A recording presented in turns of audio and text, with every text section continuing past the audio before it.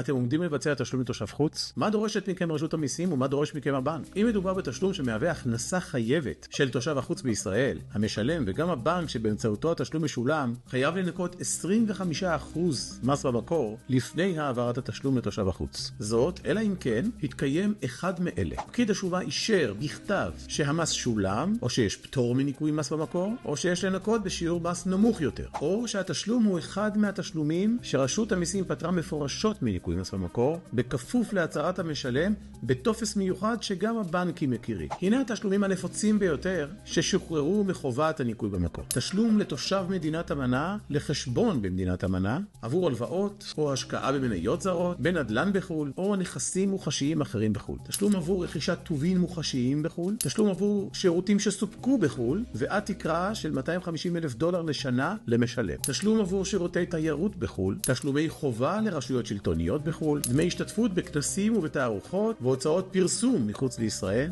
שכר לימוד ודמי הרשמה למוסדות חינוך מחוץ לישראל, תמורה מעסקת מקרקעין שאושר כי שולם מלוא מס השבח בגינה, עזבונות על סמך צו ירושה או אישור בית משפט, העברות למקבל יחיד בסכום של עד $500 לשנה למשלם, תשלומים שמבצעות חברות מיוחדות, כאלה שקיבלו אישור מיוחד מפקיד השומה. חובת הניכוי במקור היא חובה עצמאית שסנקציה פלילית בצידה, ולכן מומלץ להכירה היטב.